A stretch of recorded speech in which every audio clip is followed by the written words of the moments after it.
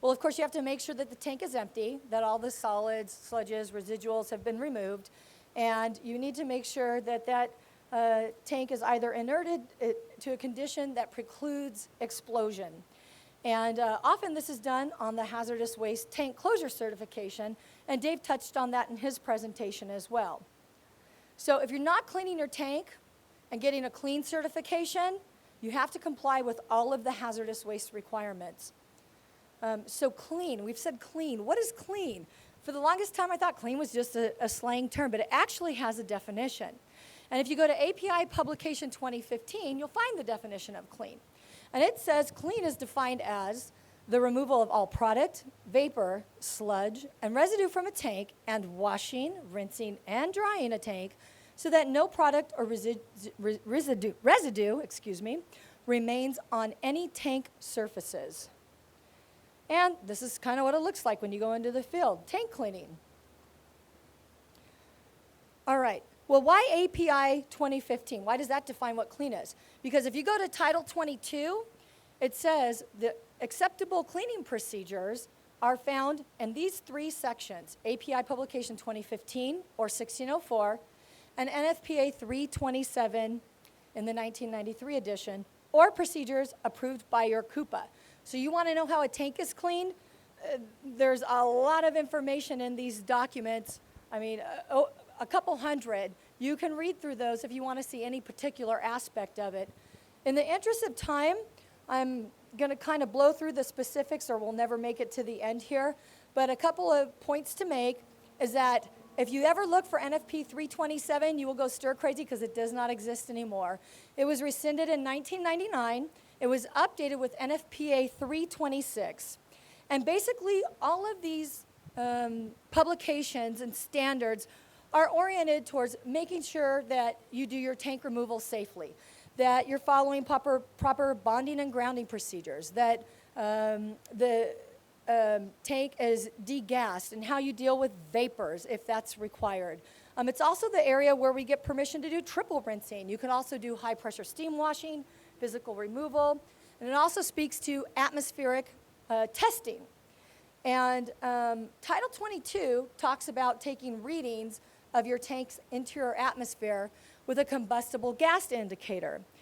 Well, what's interesting is if you're adding dry ice, that combustible gas indicator needs oxygen to function properly. So if you're trying to take the LEL and you've added dry ice, you may not be getting a proper LEL if there's not enough oxygen in that environment, and you're adding the dry ice to get rid of the oxygen. So what you need to do is resort back to the instrument specs and see what's the minimum level of oxygen that monitor needs to correctly read an LEL reading.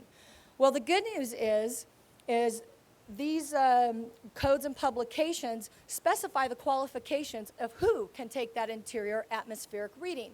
And those people are listed on the hazardous waste certification. So those people are, most of them, are state certified professionals, and their certification is on the line if they don't do it right. So they're responsible for ensuring the calibration and the proper operation of that monitor. The standards also allow for tank contractors to do it, so you want to make sure you quiz these people and make sure that their equipment's certified and calibrated. All right, so here's the web address where you can find these standards and publications. For the API 2015, you can access that for free. 1604 is not free, but the website is publications.api.org. And if you go back to the slide presentation, it gives you the process on how to access 2015 for free. You can't print, but if you need to read, you can do that. And then NFPA, you can go to nfpacodesonline.org. It is a paid subscription, however. So, is the tank going out as non-hazardous or hazardous? Well, if it's hazardous, it's not considered a clean closure, and you have to comply with all the hazardous waste requirements. You know, sometimes I'm on a tank removal. They've applied to pull the tank as clean, and they say, you know, we've had a really hard time cleaning this tank. Can we just pull it as hazardous? I say, sure, go ahead. Let me talk to your driver. Is he a hazardous waste licensed hazardous waste hauler? Probably not, because they were planning on hauling it as clean. Do you have a manifest? You have to manifest that tank off. Do you have a manifest? Maybe. They dealt with triple rinsing. They might have another one in their pocket. Where are you taking the tank? You said you were taking it to Joe's Metal Recycling, and now you're going to have to go to a TSDF. Where are you going to take it? They really haven't thought it out. They think they can switch it up. Well, basically they're stuck having to continue to clean that tank, and you just have to tell them, try a little harder. So if the tank is going out as non-hazardous, you're certifying it as clean. Well, not you as the inspector, but you're verifying that the qualified person is certifying that tank is clean. So you're going to put it on the hazardous waste tank closure certification. The law does allow for an equivalent alternative. A lot of CIHs have their own form, and if it contains the required information, that's perfectly fine. The tank and all the connected appurtenances, they have to be basically containing non-pourable content. So if you take the pipe, you tilt it, you invert it, whatever, nothing should drip out. And of course, the tank has to be empty, free of debris, product, and sludge, and it has to be visually inspected. So this is where we get the requirement to cut a window in the tank as the visual inspection part. Some tanks may have built-in manways that are large enough to go ahead and do a visual inspection without cutting a hole, but oftentimes we're here with this scenario. He's got his pneumatic cold cutting device there to cut inspection windows into the tank, and you want to make sure that you're using non-sparking tools, cold cutting techniques, and intrinsically safe equipment. Okay, so we talked about measuring the interior atmosphere of that tank. If that tank is clean and had the potential to generate a flammable atmosphere, the regulations in Title 22 specifically say you have to take a reading at the top, center, and the bottom. So as the inspector and you're witnessing this certification, make sure that they do that. And the oxygen level has to be atmospheric, and the LEL must be 0 if you're going to do it this particular way after cutting a hole in the tank. So if it's not 0, you're going to have to continue to clean till you get there. If you're not cutting the tank, Title 22 says, well, you can visually inspect it by other means. You can use Class 1 division lighting to look inside. It even says you can use a mirror to kind of fiddle around and look in there, or another method approved by the CUPA. And if you're not cutting the tank, then you have to inert it with some kind of inert gas. And what's our gas of choice? Carbon dioxide. How are we getting it? From the sublimation of dry ice. So it's funny because Title 22 has different requirements based on whether or not you're cutting the tank. I have to say in Santa Fe Springs, we do both. We cut tanks and we certify it as clean with 0 LEL, and then we add dry ice. That's what our fire marshal wants, so I do what he asks us worker bees to do. But let's talk about dry ice for a minute here. How much dry ice? Title 22 has a specific amount you need to use. It's 22 pounds of dry ice for every 1,000 gallons of UST capacity. What does that look like? Well, here's what 50 pounds of dry ice looks like. On the right side, you have a 50-pound block of dry ice. It's approximately 12 by 12 by 12. And if you were to split that into 5 sections, you can get a 10-pound sliver, and you see that here on the left. So let's take an example. 10,000-gallon UST, real common size. That tank will require 220 pounds of dry ice. So you do the calculations, that turns out to be 4.4 blocks of 50-pound blocks of dry ice. So just as a point of reference, a 50-pound block of dry ice will sublimate up to 10 pounds in a day if it's stored in a cooler. So let's say you're in Blythe, California, it's July, it's 110, that's going to happen a lot faster, especially in a metal tank too. So you want to make sure once the dry ice goes in that that tank gets transported quickly and doesn't sit on the job site for another day and move it in the morning. That's not what the intent is here. You have to have an orchestra of events occur for tank closure. Okay, so we talked about dry ice sublimating to generate CO2. If you are waiting for that atmosphere to be inerted, you got to give it some time to off-gas and displace the oxygen. You don't want to drop the dry ice and measure right away. It hasn't had time to dissipate, so give it a little time. And as that CO2 fills a space, you got to be aware of the oxygen level again. You know, is it too low to register the LEL or measure that properly with the instrument? Well, Title 22 says you need to measure the LEL, but I would say you also need to measure the oxygen content.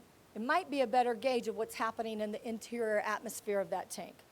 And then finally, you have to plug all the holes except for 1/8 of an inch of a vent. And that's intended to keep that carbon dioxide inside the tank. So if you have a really old, corroded, Swiss cheese steel tank, this method is not going to work. You're going to have to clean that until you can get to a 0 LEL and be cutting an inspection window in that tank. Okay, so let's talk about the hazardous waste tank closure certification. Well, there's a lot of information here, but every single part of this is required in Title 22. So you have your tank owner name, the business location, the owner's address, all the information about the owner, and then you have a place for your qualified individual to record their interior atmospheric readings. Over here towards the center, that's where you're recording the percent of flammable vapor. The oxygen content is over here on the right.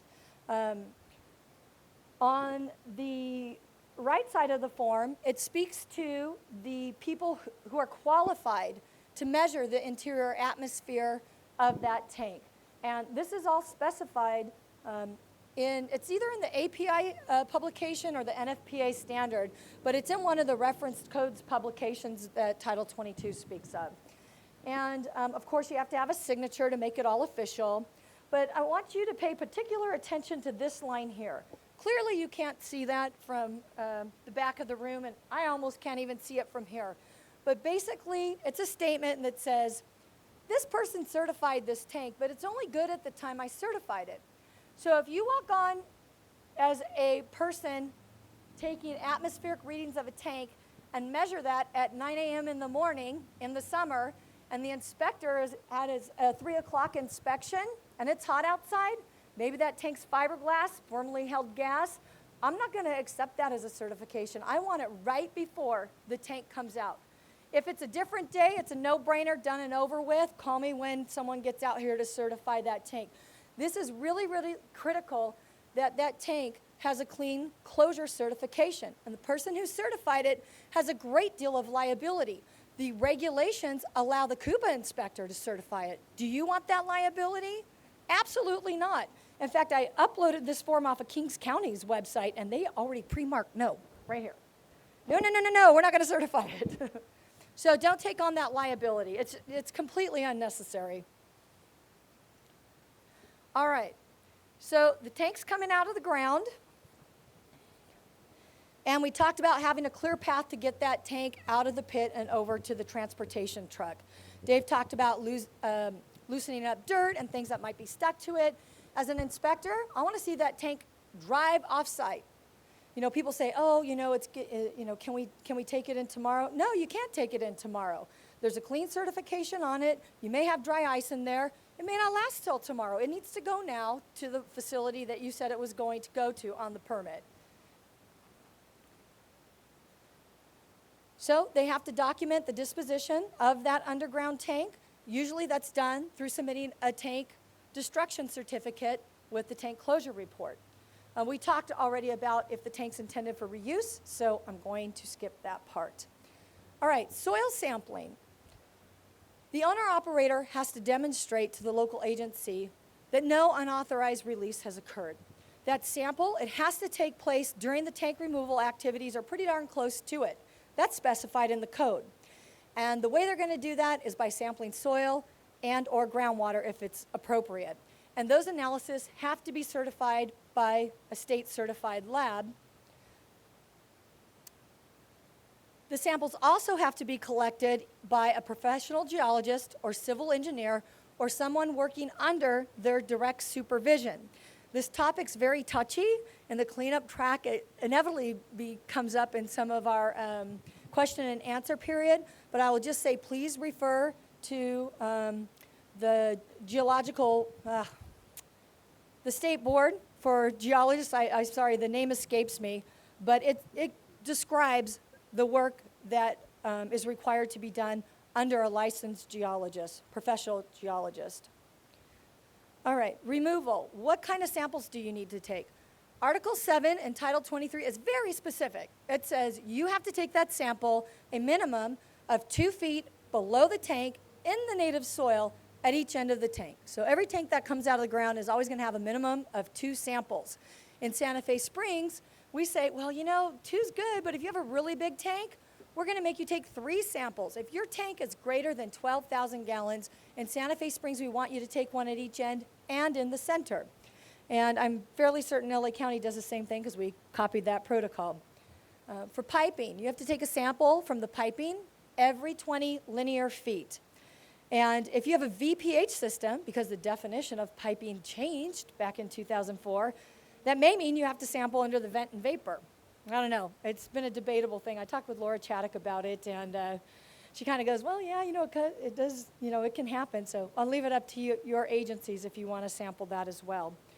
But if you have a dispenser that's 15 feet away from your underground tank, and you've collected the samples under the tank and under the dispenser, you have met your requirement to sample every 20 linear feet of piping. You don't have to take one in the middle.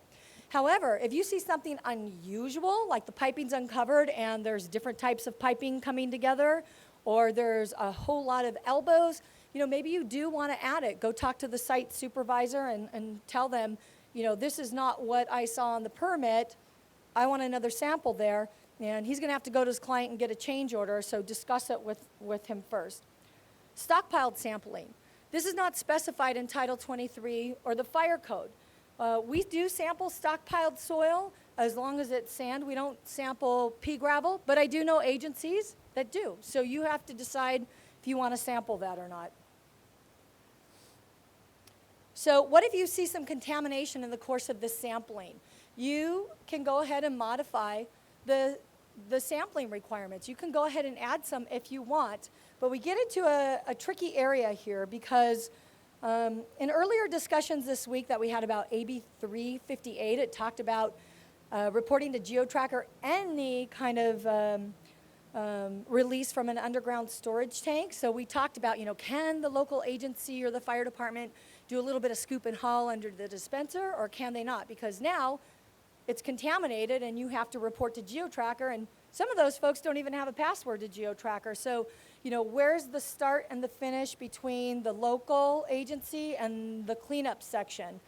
Well, fortunately in Santa Fe Springs, I'm an LIA. I also do all of the tank closure reviews and cleanup up to the point of no further action letters. And I'm a proponent of going ahead and scooping up a little bit under the dispenser if you see contamination. I've been able to close a lot of sites by just taking a few more bucketfuls of soil from under that dispenser and then taking a confirmation sample underneath. You will save your business owners a ton of money. I still record it in GeoTracker, but every agency is different, and you need to talk with the cleanup end of the house to see how you want to marry that gray area. All right, open excavations. I told you we'd talk about open excavations and whether you need to fill them up or not. Well, the reality is, unless you've written an ordinance, the CUPA and the fire department don't have a specific law that says, yes, you have to backfill this. Your building department probably does at some point, but as a CUPA inspector on a tank removal, I really approach this from a point of safety. This excavation, well, first of all, why do you want to leave it open? At some point, it's going to get backfilled, but why do you want to leave it open now? And sometimes the contractor will say, well, we just want to leave it open until we get our soil analytical back, and if it comes back hot, we want to be able to scoop it out without having to dig out all the backfill again. And at that point, I'll have a conversation about liability with open pits. It is a safety issue. Is this open pit on a busy street corner at a gas station with a kiosk where there's a lot of pedestrian traffic and it abuts up to a sidewalk? Horrible idea to leave it open. Talk with them about their liability. They'll probably be very willing to backfill it. But what if this is at a trucking distribution facility? The entire lot is fenced. This is way at the back of the lot, and they have the ability to, maybe there's K-rail around it or fencing around it, to where it's fairly isolated, and it's only employees that would ever have the instance to be back there. I honestly don't have a problem with them leaving it open if it's more convenient for them. So just discuss with the site supervisor, and if you have access to the business owner, the liability about an open tank pit. So there may be other agencies that want you to fill it in with the air quality folks. If that pit is off-gassing VOCs, they're going to want it covered. Whether it's visqueen or backfilling or whatever, just remember you're not the only regulator out there. So the bottom line, in my opinion, is it comes down to being a business decision for the owner-operator and a safety issue. Tank closure report requirements.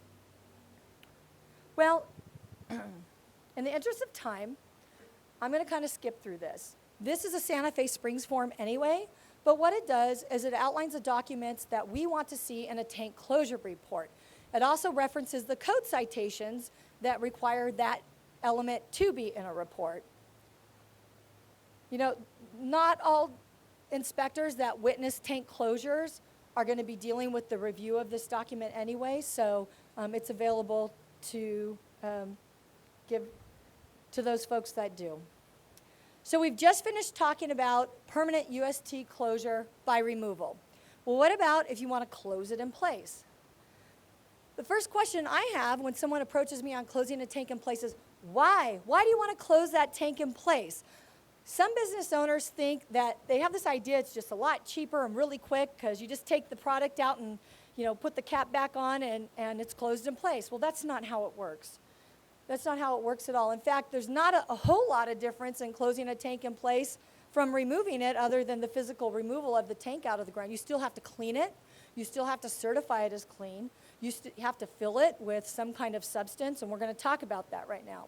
But the first thing is, what is your criteria as an agency for allowing that tank to stay in place? In Santa Fe Springs, we have a close relationship with our building department.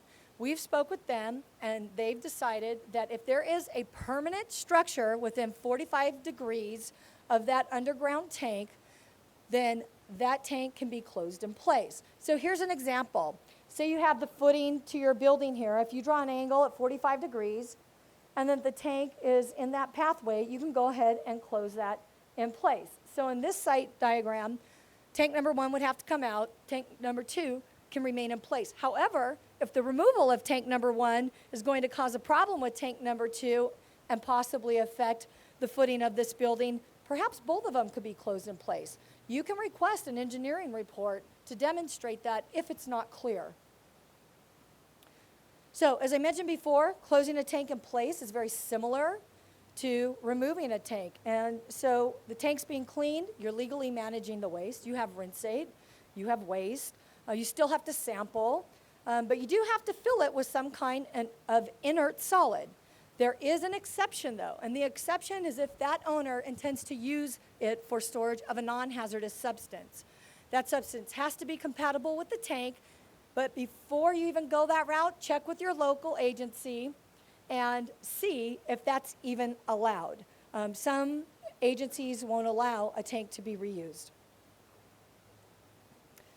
So as the inspector, you want to make sure that that tank is filled with an inert solid, and when they do it, they have the appropriate openings to accomplish that.